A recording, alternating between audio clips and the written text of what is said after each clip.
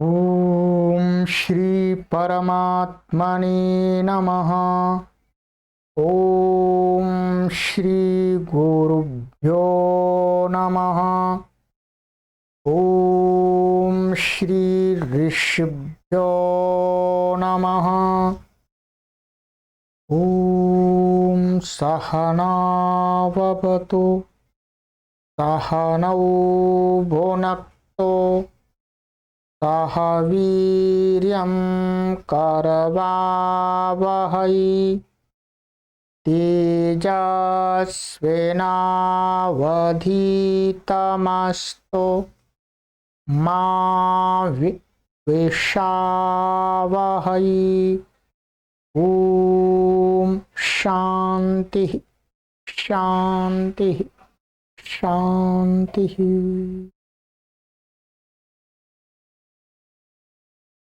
सर्वेभ्यो नमः।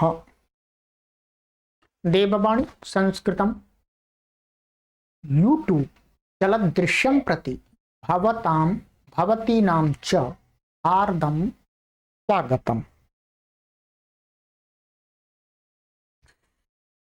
मित्रों, प्रारंभिक रचनानुवाद कौमुदी न्यू कोर्स की लाइव कक्षा संख्या 28 को आज हम पढ़ेंगे। 27 कक्षाओं को हमने पढ़ा दिया है मित्रों, और ये 28वीं कक्षा को आज पढ़ेंगे। गत कक्षा में मैंने आपको चतुर्थ अभ्यास के गृह कार्य को करने के लिए बताया था, अर्थात गृह कार्य आपको दिया गया था। ये चौथा अभ्यास था। गृह कार्य मैंने आपको दिया था, ये 25 अनुवाद बनाने के लिए दिए थे आपको। इसके अतिरिक्त आपको शुद्ध करो ये वाला दिया था, और बाकी ये रिक्त स्थान भरो ये दिया था। तो आपने अपने कार्य को कर लिया होगा, अर्थात किया ही है, करना ही होगा आपको कार्य। यदि आप कार्य नहीं करेंगे होमवर्क, फिर आपको संस्कृत भाषा नहीं आएगी। आपको पढ़ना भी है, आपको लिखना भी है, आपको बोलना भी है, तभी भाषा आएगी। बिना लिखे भाषा नहीं आ सकती है, ये ध्यान रखेंगे। तो अब आपने जो लिखा है, होमवर्क किया है, उस नोटबुक को खोल लीजिएगा और पेन अपने हाथ में ले लीजिए। ठीक है, चलिए। ये वाक्य 25 वाक्य हैं। इनका पहले क विभाग के हम मिलान करेंगे, फिर ख के करेंगे, फिर ग के करेंगे। इस प्रकार से हम करेंगे जितने भी इसके अंदर विभाग हैं। ठीक है, पहले हमारे क विभाग में 1 से लेकर के 9 तक वाक्य हैं। ठीक है, इनका मिलान कीजिए। ठीक है,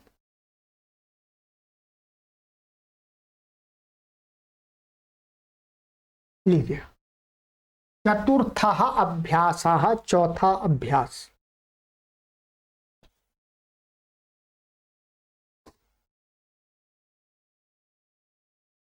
क नंबर 1, काः अस्ति।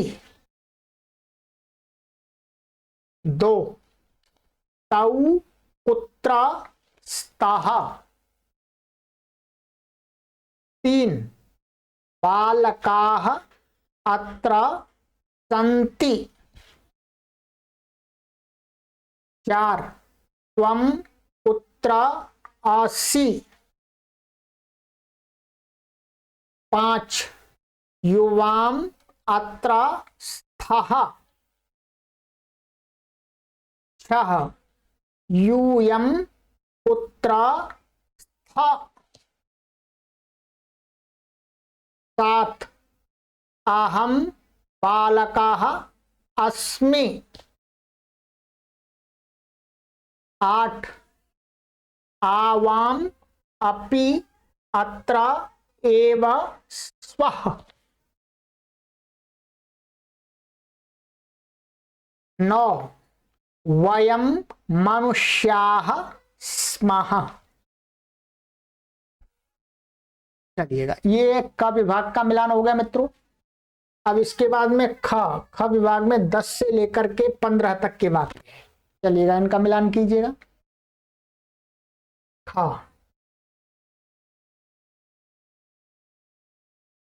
सः किं करोति। 11 भोजनं कुर्वन्ति। 12 त्वं किं करोषि। 13 यूयं किं कुरुथ। 14 अहं भोजनं करोमि। 15 वयं राज्यं कुर्मः। ठीक है, ये ख विभाग का मिलान हो गया। अब ख विभाग के बाद है ग विभाग। ग विभाग में 16 से लेकर के आपके 25 तक के वाक्य हैं। ठीक है,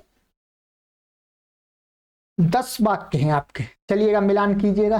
ग 16 ईश्वरः एकः एव अस्ति। 17 द्वौ बालकौ जिघ्रतः। 18 त्रयः मनुष्याः भोजनं खादन्ति। 19 चत्वारः बालकाः आगच्छन्ति।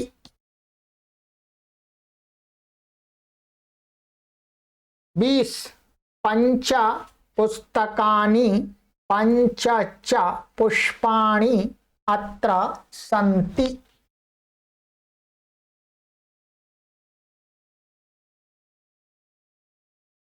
21 षट् बालिकाः इत्थं पठन्ति। 22 सप्त बालकाः अपि अत्र एव पठन्ति। 23 अष्ट पाठशालाः अत्र सन्ति। 24 नव पुष्पाणि तत्र सन्ति। 25 10 मनुष्याः ग्रामं गच्छन्ति। ये 25 वाक्यों का मैंने आपको मिलान करा दिया। जहां पर भी आपसे त्रुटि हुई है उसको सही कर लीजिएगा, और सही करने के बाद आगे का कार्य का मिलान कीजिएगा। आगे आपको कार्य दिया था हमने, शुद्ध करो, तो शुद्ध करना है। ये अशुद्ध दिए थे, यहां पर इनको शुद्ध करना था, तो इसका भी मिलान कीजिएगा। शुद्ध वाक्यानि तौ स्तः सन्ति अहम् अस्मि त्वम् असि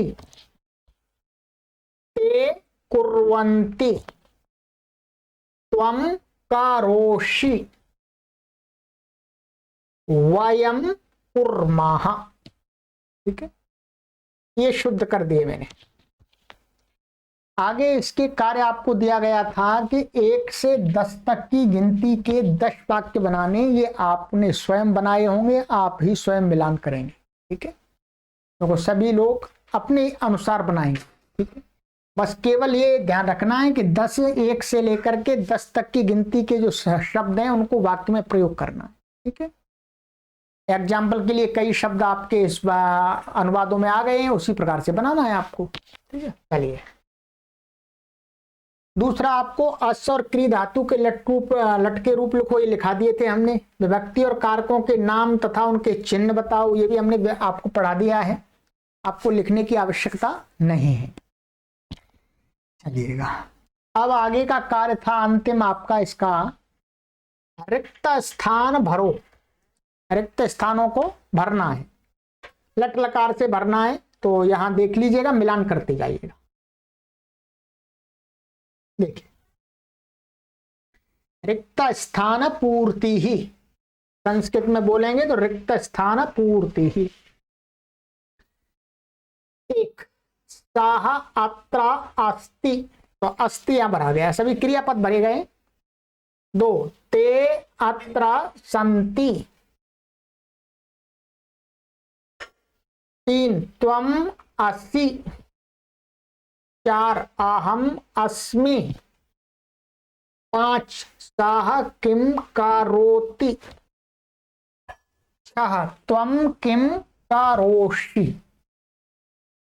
ये रिक्त स्थान पूर्ति भी करा दी। ठीक, आपके गृह कार्य का मिलान कंप्लीट हो गया, पूर्ण हो गया। ठीक, अब आपने मित्रों ध्यान दीजिएगा, ये चौथा अभ्यास भी पूरा कंप्लीट कर लिया। ठीक है, गृह कार्य का मिलान भी करा दिया। अब इस कक्षा में आपको मैं कुछ इसी अभ्यास से संबंधित कुछ विशेष बात बताने जा रहा हूं। आप अपनी कॉपी को तैयार कर लीजिएगा, पेन को हाथ में ले लीजिएगा, दोबारा इधर रख दिया है तो। और आप सभी से निवेदन है कि आप अपने गृह कार्य को देववाणी संस्कृतम ई गुरुकुलम फेसबुक समूह में शेयर कीजिएगा। और यदि आप फेसबुक नहीं चलाते हैं तो अपने सोशल प्लेटफॉर्म पर अपने गृह कार्य को शेयर कीजिए। ठीक है, चलिएगा। अब आपको विशेष बात आपको कुछ और पढ़ानी है इसमें। यहां पर ये हमने संख्याएं पढ़ी, इसमें नंबर्स पढ़े, 1 से लेकर के 10 तक की संख्याएं हमने पढ़ी हैं। धीरे धीरे आपको हम पूरी पढ़ा देंगे। ठीक है, सभी संख्याओं को पढ़ा देंगे। अब यहां पर क्या होता है, हिंदी में और इंग्लिश में जैसे 1 2 3 4 5 6 7, चाहे हम किसी पुरुषों को कहें अथवा स्त्रियों को कहें या नपुंसक लिंगवाची शब्दों को कहें, तो भी हम कहते हैं वन, वन बोलते हैं।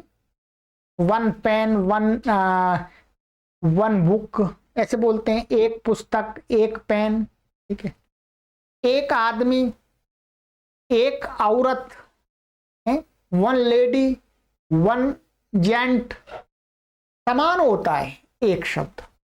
इसी प्रकार से 2 होता है, 3 होता है, 4 होता है, 5 होता है, सबके लिए।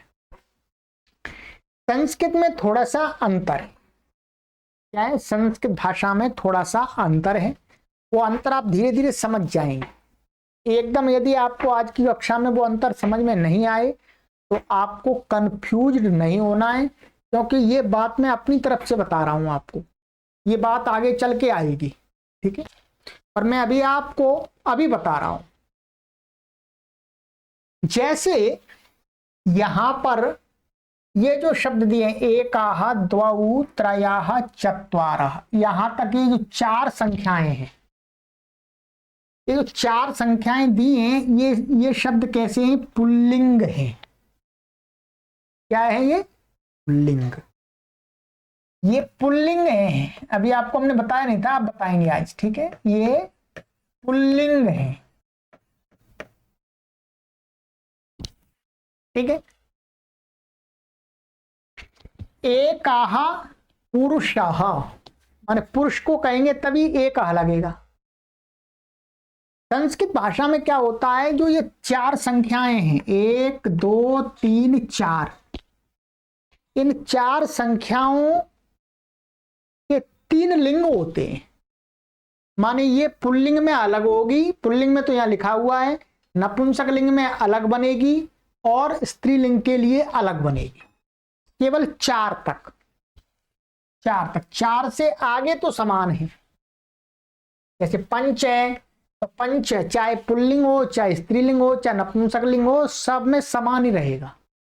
ऐसे ही षट सप्त अष्ट नव दश, इन ये 4 शब्दों में क्या होता है, थोड़ा अलग होता है। पुल्लिंग यहां लिखे हुए हैं, एकः द्वौ त्रयः चत्वारः, ये पुल्लिंग के साथ लगेंगे।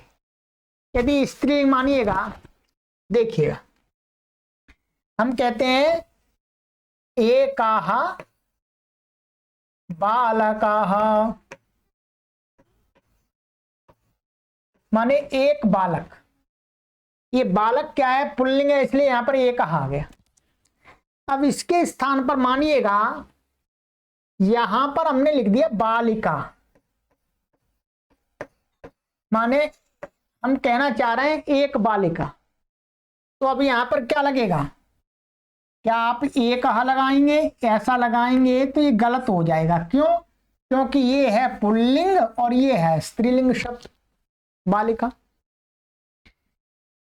तो यहां पर आपको इसका दूसरा शब्द जो स्त्रीलिंग में बनता है वो जानना होगा। क्या होगा? वो जानना होगा आप। तो अब हम बताएंगे अभी कि स्त्रीलिंग में क्या बनता है, नपुंसकलिंग में क्या बनता है। यहां पर मानिएगा आप ऐसे फलम कर देंगे, फलम माने एक फलम, माने एक फलम तो गलत हो जाएगा। फल के साथ जब एक लगाएंगे तो नपुंसकलिंग में जो बनता है वो लगाना पड़ेगा। ये बात केवल इन 4 संख्याओं में ही देखी जाती है, आगे नहीं देखी जाती है। आगे तो सब में एक जैसा ही होता है, 5 बालक हों या 5 बालिका हों चाहे 5 फल हों, सबके लिए पंच लगेगा। बस ये बात आपको समझ लेनी है थोड़ी सी, ठीक है। चलिए आगे चल लेते हैं। अब मैं आपको उदाहरण दे करके भी समझाऊंगा, चिंता मत कीजिएगा, थोड़ा दे भी दिया है मैंने आपको।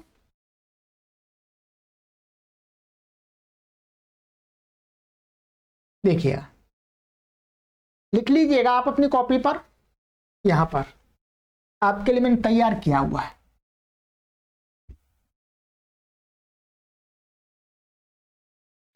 ये है एक, पुल्लिंग में यदि एक कहना है तो एकाह, जो आपका आपने पढ़ लिया है। यदि नपुंसकलिंग में कहना है तो इसको क्या बनेगा, एकम, इसको लिख लीजिएगा एकम। और स्त्रीलिंग में लिखना है तो क्या बनेगा, एका। स्त्रीलिंग में क्या बनता है, एका। 2 द्वौ पुल्लिंग में आपने पढ़ लिया। नपुंसकलिंग में क्या बनता है, द्वे। स्त्रीलिंग में बनता है द्वे, माने स्त्रीलिंग में और नपुंसकलिंग में ये समान बनता है, द्वे द्वे।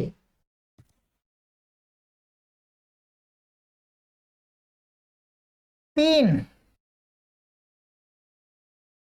त्रयः पुल्लिंग में बनता है, त्रीणी नपुंसकलिंग में बनता है, तिस्राह स्त्रीलिंग में बनता है। क्या बनता है, स्त्रीलिंग में बनता है, तिस्राह।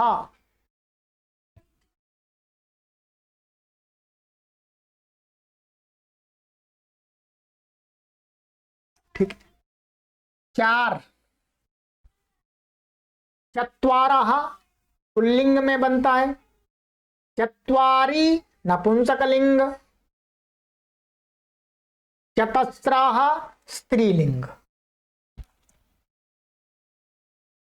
बस इतना आपको लिखना है, ठीक है।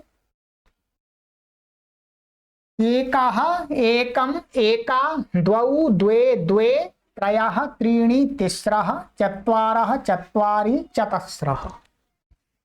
स्पष्ट हो गया? अब देखिएगा,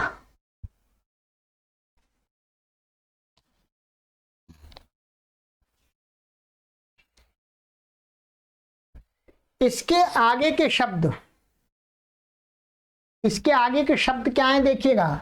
पुल्लिंग नपुंसकलिंग स्त्रीलिंग में समान बनते हैं, पंच तीनों लिंगों में पंच ही बनेगा। षट सप्त और यहां पर 8 के लिए आपने क्या लिखा है, अष्ट लिखा था। परंतु क्या है, एक शब्द और लिख लीजिएगा एक्स्ट्रा। ये माने अष्टौ और बनता है, दो शब्द बनते हैं आठ को कहने के लिए। एट को कहने के लिए दो शब्द होते हैं संस्कृत में, अष्ट और अष्टौ। ठीक है, तीनों लिंगों में समान है, माने तीनों लिंगों में अष्ट कह सकते हैं, तीनों लिंगों में अष्टौ कह सकते हैं। अष्टौ का अर्थ भी आठ होता है और अष्ट का अर्थ भी आठ होता है। ठीक है, ऐसे ही नव तीनों लिंगों में समान है, दश तीनों लिंगों में समान है। ये मैंने आपके लिए सरलता से समझाने के लिए टेबल बना दिया। ठीक है, अब आपको कोई परेशानी नहीं होनी चाहिए इसको समझने में। अब मैं आपको एग्जाम्पल देता हूं, एग्जाम्पल देख लीजिएगा, आइएगा। यहां पर आपके लिए मैंने चित्र सहित एग्जाम्पल रखे हुए हैं, थोड़ा ध्यान देंगे तो समझ में आ जाएगा आप। ठीक है, देखिए ये एक लिखा हुआ है। ठीक है, और ये एक यहां लिखा हुआ है, यहां एकम लिख दिया नपुंसकलिंग। ठीक है, उसको छोड़िएगा, यहां प्रयोग देखना है आपको। एकाहा बालकाहा, देख रहे हैं आप? और मैं जूम कर देता हूं, चलिए चलिए, अब तो ठीक है। क्या है, एकाहा बालकाहा, ये बालक शब्द पुल्लिंग है इसलिए यहां पर एकाहा पुल्लिंग हुआ है। एका बालिका, यहां पर बालिका स्त्रीलिंग है इसलिए यहां पर एका माने एक बालिका, एक का स्त्रीलिंग आ गया।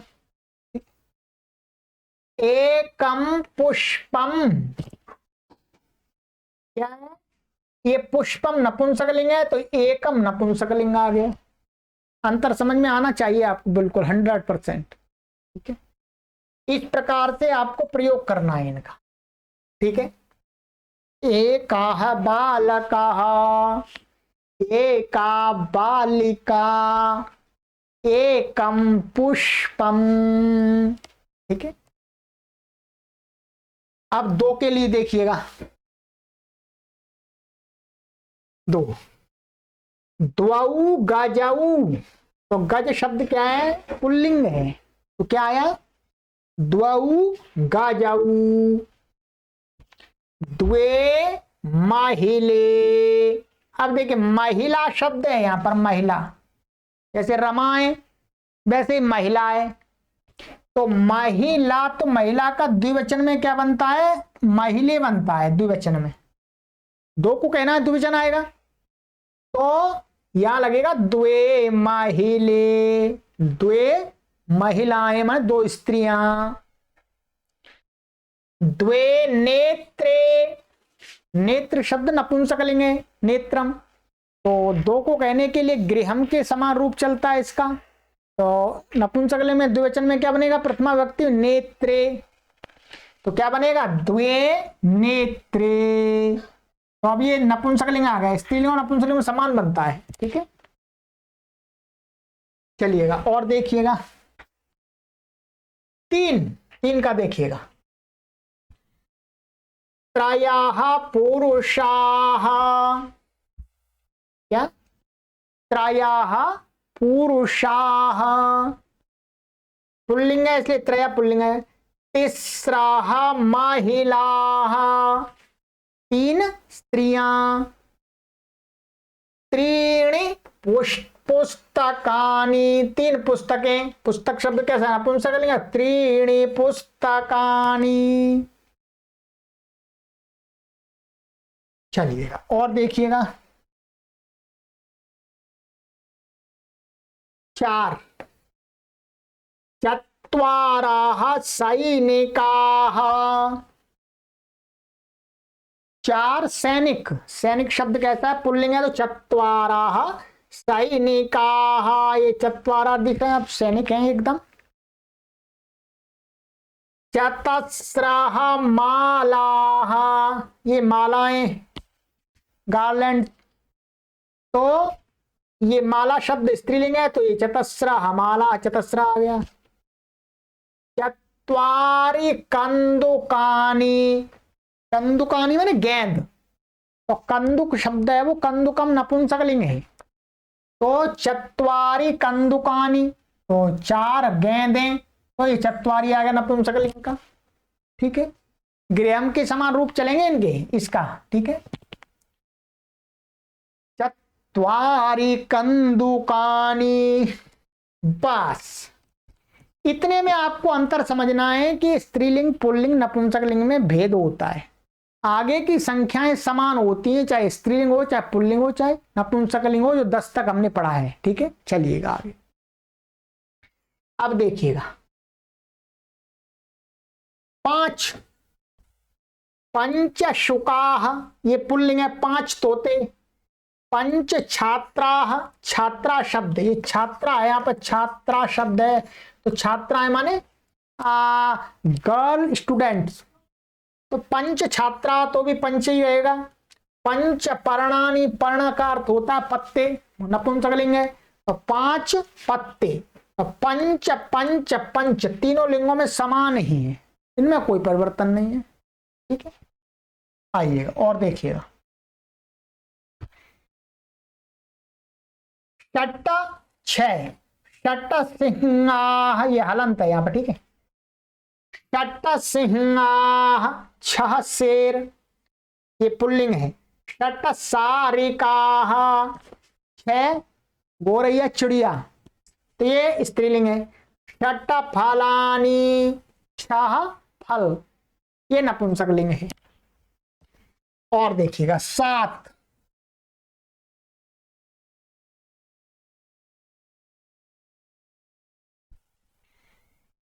सप्त काकाह, कौए 7 कौए, तो काका शब्द पुल्लिंग है।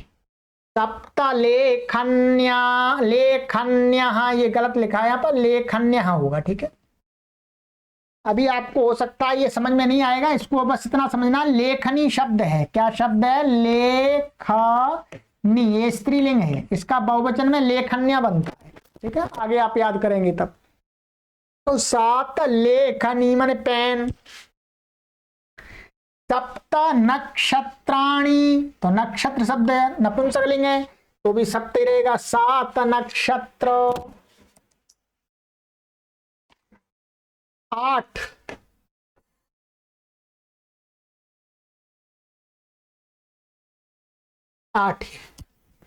अष्ट कपोताः, 8 कबूतर, तो ये 8 कबूतर हैं। अष्ट लताः, 8 लताएं, तो लता शब्द स्त्रीलिंग है। अष्ट उपनेत्राणी, 8 ग्लासेस माने चश्मे, तो उपनेत्र शब्द क्या है? नपुंसकलिंग है, तो अष्ट उपनेत्राणी। चलिए 9 नव मत्स्याः, 9 मछलियां। क्या? 9 मछलियां, तो मत्स्य शब्द क्या पुल्लिंग है, तो मछलियां हिंदी में कहेंगे, परंतु संस्कृत में पुल्लिंग है, ध्यान रखेंगे। मत्स्य शब्द क्या है? पुल्लिंग है। हिंदी में मछली बोलते हैं, हिंदी में मछली स्त्रीलिंग आ जाता है, परंतु संस्कृत में ये पुल्लिंग है। नवतूलिकाः, तो 9 बुरश, ब्रश है जो ब्रश का कलर करने वाले, ये स्त्रीलिंग है, तूलिका।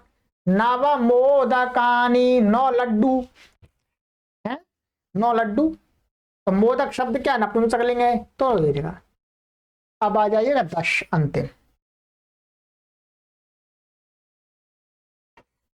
10 ग्रंथाः, ठीक है, 10 ग्रंथ है, ये 2 3 3 6 और 4 10 ग्रंथ हैं, तो ये 10 पुल्लिंग शब्द है।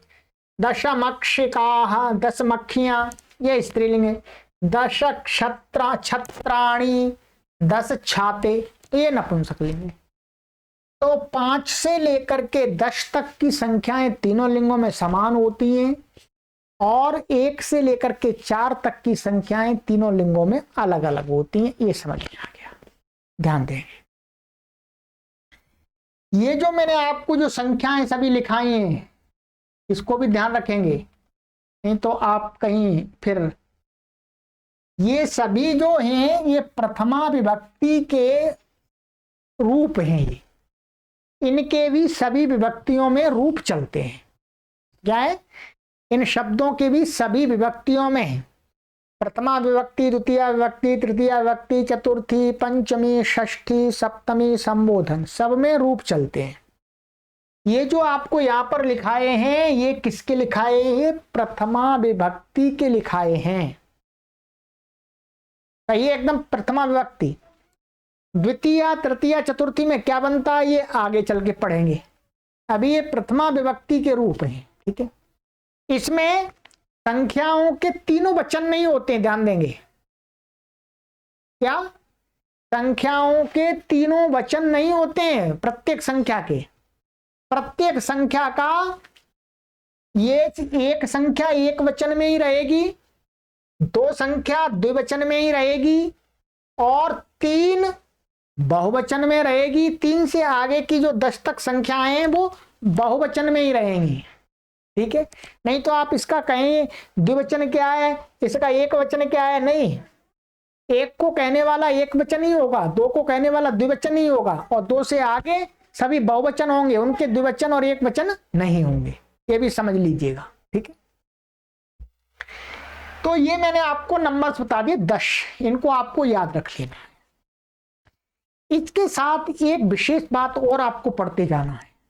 संख्या की बात आप कर रहे हैं, वो बात भी आपको समझ में आनी चाहिए, क्योंकि जितना आप में समझते जाएंगे उतना ही मैं संस्कृत बोलता जाऊंगा आपके साथ में। क्योंकि मैं बोलूं और आप समझें तभी तो लाभ है।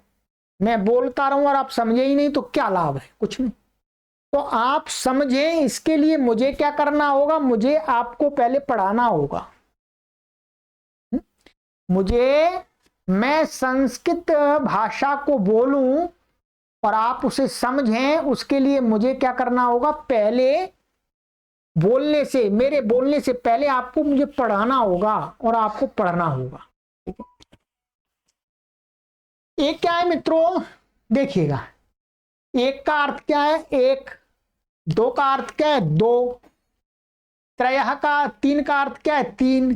चार का चार, पांच का पांच, छह का छह, सात का सात, आठ का आठ, नौ का नौ और 10 का 10 अर्थ होता। ठीक है, अब एक संख्या और होती है, एक संख्या और होती है जिसको आप इंग्लिश में प्रयोग करते हैं, इसलिए इंग्लिश के माध्यम से मैं आपको बता दूंगा, जल्दी से समझ जाएंगे। आप बोलते हैं first, second, third, fourth, fifth, sixth, seventh, eighth, ninth, 10th, 11th आदि बोलते हैं। 10 तक सीखेंगे। इसका मतलब क्या होता है? फर्स्ट का अर्थ होता है प्रथम, माने पहला। वो भी संख्याएं हैं, उनको और सीखना, उनको भी लिखिएगा। चलिए ये लिखिएगा, पहले लिख लीजिएगा, फिर बाद में मैं आपको बताऊंगा। इनको संस्कृत में बोलते हैं पूर्णवाची संख्या। क्या बोलते हैं? पूर्णवाची संख्याएं होती हैं ये।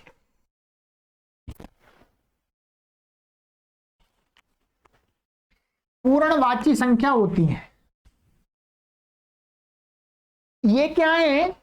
जैसे मानिएगा आपने बोला पंच। पंच का अर्थ क्या हुआ? कोई 5 चीजें। 5 चीजें माने 5 5 5 का बोध होगा आपको। कोई भी 5 पदार्थ का बोध होगा।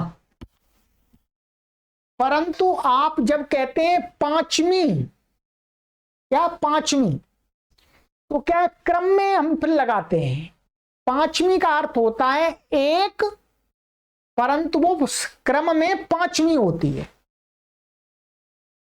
मानिएगा ये 5 हैं आपके, ये पंच कहेंगे तो इनका ज्ञान होगा, 5 कहेंगे तो इन 5 का ज्ञान होगा। ठीक है, और आप बोलेंगे फिफ्थ। फिफ्थ से किसका ज्ञान होगा? फिफ्थ से ज्ञान होगा किसी एक का। जैसे ये पहली है, दूसरी है, तीसरी, चौथी, 5वीं, इसको बोलेंगे फिफ्थ। अंतिम वाली। आप फिफ्थ कहने से केवल एक का ही बोध होगा, परंतु 5वें नंबर वाली का बोध होगा, ये ध्यान रखेंगे, इसलिए इनको पूर्णवाची संख्या बोलते हैं। ठीक है, आइएगा एक बार देख लीजिएगा, ये इंग्लिश में मैंने लिख दिया है आपको, ये तीनों लिंगों में अलग अलग होती है, ये भी ध्यान रखेंगे। मैं आपको केवल 10 तक सिखाऊंगा, अभी धीरे धीरे सिखाऊंगा, 10 फिर 15 फिर 20 इस प्रकार से, क्योंकि ये संख्या बहुत जरूरी है, बहुत जरूरी है ये भी। पहले लिख लीजिएगा, टेबल बना लीजिएगा आप अपना। पुल्लिंग, पुल्लिंगाः, स्त्रीलिंगाः, नपुंसकलिंगाः। ठीक है, इधर यहां इंग्लिश के लिखे हुए हैं, ये तो आपको याद ही है, इनको लिखने की आवश्यकता नहीं है, ये लिखिएगा। ठीक है, प्रथमाः,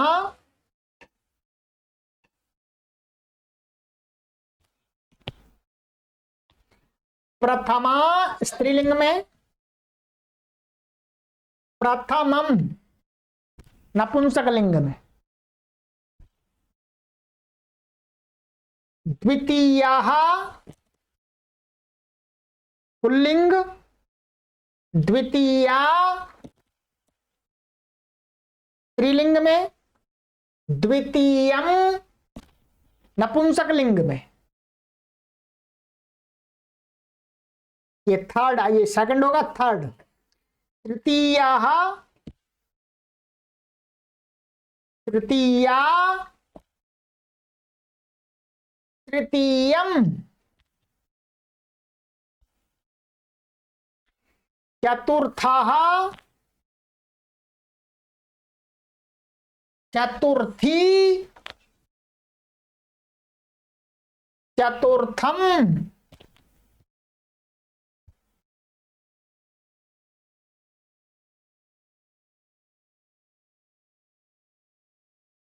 पंचमः, पंचमी, पंचमम,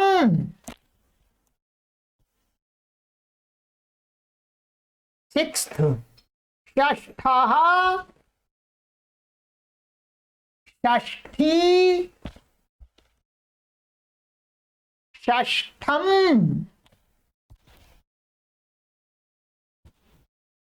सेवंथ, सप्तमः,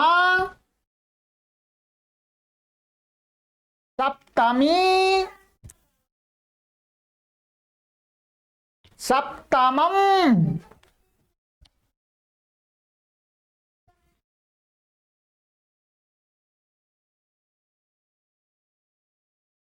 एट्थ, अष्टमः,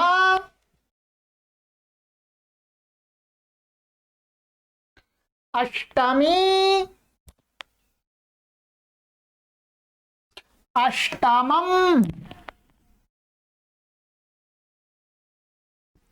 नाइन्थ, नवमः, नवमी, नवमम, टेंथ, दशमः, दशमी, दशमम।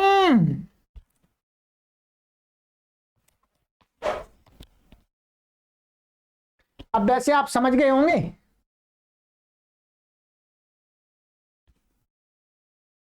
हिंदी में बोलते हैं 10वीं पुस्तक, 10वां पेन, 10वीं स्त्री, 10वां पुरुष। तो 10वां पुरुष बोलते हैं, हम बोलें किसी को कि भाई 10वें पुरुष को लेके आओ, है 10वें पुरुष को लेके आओ, तो कोई व्यक्ति जिसको बोलेंगे वो कितने आदमियों को लेकर के आएगा? एक को लेकर के आएगा, परंतु वो कैसा होगा? वो क्रम में 10वां होगा बस। तो इन संख्याओं से क्या है, एक का बोध होता है, परंतु क्रम वाले का बोध होता है, उसको लाया जाता है। ठीक है,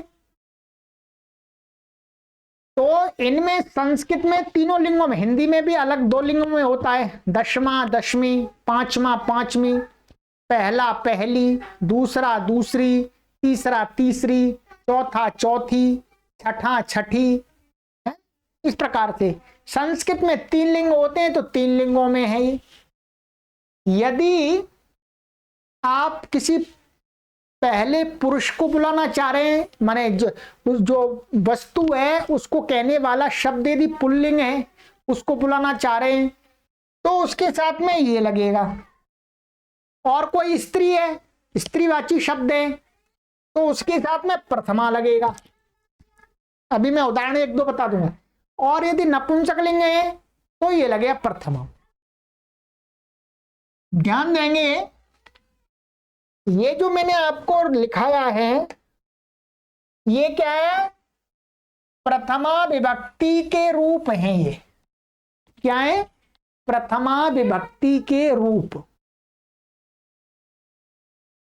ठीक है, इसका रूप चलेगा राम के समान, इसका रूप चलता है रमा के समान, और इसका रूप चलेगा गृहम के समान। ये आगे धीरे धीरे सीख जाएंगे, मैं आपको बस केवल बताता जा रहा हूं अभी। अब देखिएगा, यहां पर हम लिखते हैं कि ताहा प्रथमाः बालकाः। देखिएगा, ठीक है, क्या है? बालका पुल्लिंग है, तो ये माने वह प्रथम बालक है, वो प्रथम बालक है, वह प्रथम बालक है, इसलिए पुल्लिंग के साथ में पुल्लिंग लग गया। हम कहेंगे कि रमा प्रथमा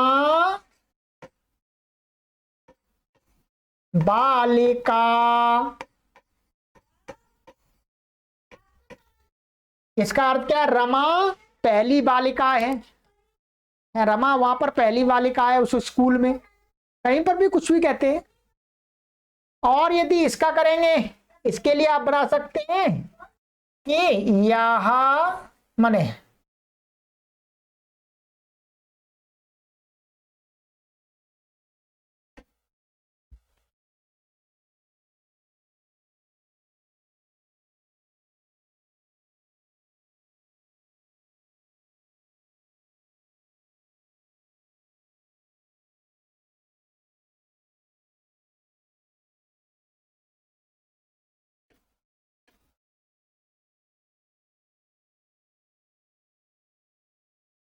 एतद गृहम प्रथमम।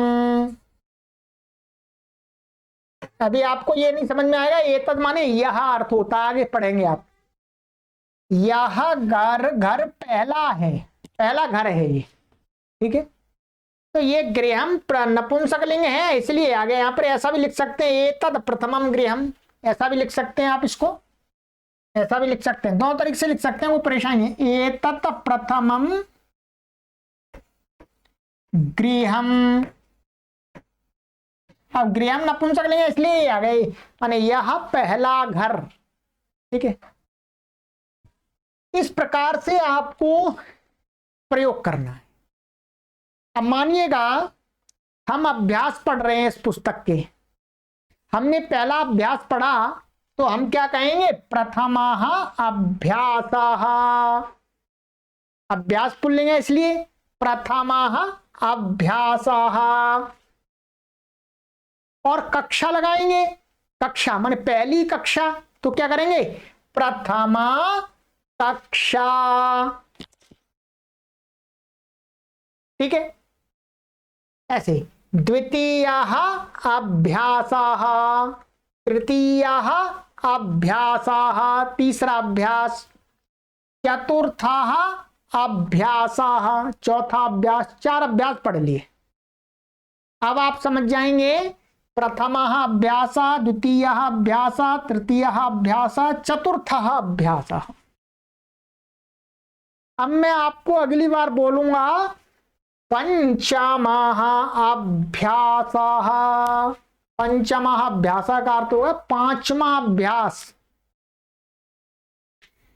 अब आगे मैं यही बोलूंगा, अभ्यास 5 नहीं बोलूंगा मैं अब आपको, अब मैं यही बोलूंगा पंचमः अभ्यासः, षष्ठः अभ्यासः, सप्तमः अभ्यासः, अष्टमः अभ्यासः, नवमः अभ्यासः, दशमः अभ्यासः।